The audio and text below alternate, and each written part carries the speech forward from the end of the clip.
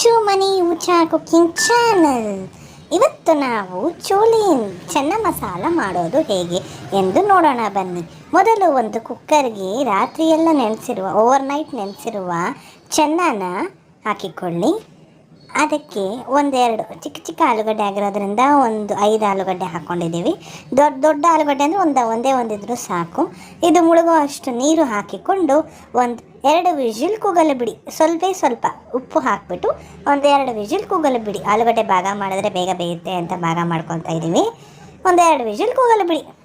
ನಂತರ ಒಂದು ಪ್ಯಾನಿಗೆ 1-2 ಸ್ಪೂನ್ ಎಣ್ಣೆ ಹಾಕಿಕೊಳ್ಳಿ. ಎಣ್ಣೆ ಕಾದ ನಂತರ 4 ಪಲಾವ್ ಎಲೆ, ನಂತರ 1 ಟೀ ಸ್ಪೂನಷ್ಟು ಜೀರಿಗೆ.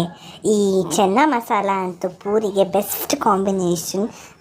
ಇದೆಲ್ಲನೂ ಸ್ವಲ್ಪ ಫ್ಲೇವರ್ ಬಿಡಬೇಕು. 1-2 ಸೆಕೆಂಡ್ ಸುಮ್ಮನೆ ಹಾಗೆ ಫ್ರೈ ಮಾಡ್ಕೊಳ್ಳಿ ಸಾಕು. ನಂತರ 2 ಈರುಳ್ಳಿನ ಪೇಸ್ಟ್ ಮಾಡಿ ಇಟ್ಕೊಂಡಿದ್ದೀವಿ, ರುಬ್ಕೊಂಡು ಇಟ್ಕೊಂಡಿರಿ. ಅದನ್ನು ಇದಕ್ಕೆ ಎಣ್ಣೆಗೆ ಹಾಕಿಬಿಟ್ಟು ಚೆನ್ನಾಗಿ ಫ್ರೈ ಮಾಡ್ಕೊಳ್ಬೇಕು. ಇದಕ್ಕೆ 1 ಟೀ ಸ್ಪೂನಷ್ಟು ಶುಂಠಿ ಬೆಳ್ಳುಳ್ಳಿ ಪೇಸ್ಟ್ ಹಾಕ್ಕೊಳ್ಬೇಕು. ಸ್ವಲ್ಪ ಲೈಟಾಗಿ ಕಲರ್ ಚೇಂಜ್ ಆಗಬೇಕಷ್ಟೇ. ಇದು ತುಂಬಾ ಫ್ರೈ ಮಾಡ್ಕೊಳಕ್ಕೆ ಹೋಗಬೇಡಿ. 1 ಟೀ ಸ್ಪೂನಷ್ಟು ಶುಂಠಿ ಬೆಳ್ಳುಳ್ಳಿ ಪೇಸ್ಟ್ ಹಾಕ್ಕೊಂಡು ಚೆನ್ನಾಗಿ ಫ್ರೈ ಮಾಡ್ಕೊಳ್ಳಿ. ನಂತರ ಇದಕ್ಕೆ 3 ಟೊಮೆಟೊನ ರುಬ್ಬಿಟ್ಟು ಪ್ಯೂರಿ ಹಾಕ್ಕೊಂಡಿದ್ದೀವಿ.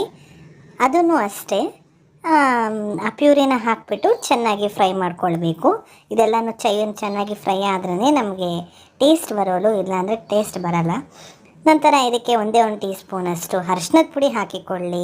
1 ಟೀ ಸ್ಪೂನಷ್ಟು ಗರಂ ಮಸಾಲ, 1 ಟೀ ಸ್ಪೂನಷ್ಟು ಧನಿಯಾ ಪುಡಿ, ನಿಮ್ಮ ಖಾರಕ್ಕೆ ಅನುಗುಣವಾಗಿ ಚಿಲ್ಲಿ ಪೌಡರ್ ಹಾಕಿಕೊಂಡು ಚೆನ್ನಾಗಿ ಫ್ರೈ ಮಾಡ್ಕೊಳ್ಳಿ. ಎಣ್ಣೆ ಬಿಡೋವರೆಗೂ ಫ್ರೈ ಆಗಬೇಕಿದೆ. ಇವಾಗ ಎಣ್ಣೆ ಬಿಟ್ಟಾದಮೇಲೆ ನಾವು ಕೂಗಿರುವ ಚೆನ್ನನ ಇದಕ್ಕೆ ಹಾಕ್ಕೊಳ್ಳೋಣ. ಇದಕ್ಕೆ ಮೇನ್ ಇಂಗ್ರೀಡಿಯೆಂಟ್ ಚೋಲೆ ಚೆನ್ನ ಮಸಾಲ ಪೌಡರ್ ಸಿಗುತ್ತೆ. 1-2 ಸ್ಪೂನಷ್ಟು ಹಾಕ್ಕೊಳ್ಳಿ. ಚಿಕ್ಕ ಪ್ಯಾಕೆಟ್ ಸಿಗುತ್ತೆ, ಹಾಕ್ಕೊಂಬಿಟ್ಟು ಸ್ವಲ್ಪ ಮಿಕ್ಸ್ ಮಾಡಿಕೊಳ್ಳಿ. ಗರಂ ಮಸಾಲ ಎಲ್ಲ ಜಾಸ್ತಿ ಹಾಕೋಬೇಡಿ, ಸ್ವಲ್ಪ ಹಾಕ್ಕೊಳ್ಳಿ. ನಂತರ ನಿಮಗೆ ರುಚಿಗೆ ತಕ್ಕಷ್ಟು ಉಪ್ಪು ಹಾಕಿಕೊಂಡು ಇದೆಲ್ಲ ಎಣ್ಣೆ ಬಿಡೋವರೆಗೂ ಬಿಡಿ. ಇದು ಸ್ವಲ್ಪ ಚೆನ್ನಾಗಿ ಕುದ್ದ ನಂತರ ನಿಮಗೆ ಎಷ್ಟು ಬೇಕೋ ಅಷ್ಟು ಕನ್ಸಿಸ್ಟೆನ್ಸಿಗೆ ನೀರು ಹಾಕ್ಕೊಂಡು ಮತ್ತೆ ಚೆನ್ನಾಗಿ ಕುದಿಯಲು ಬಿಡಿ.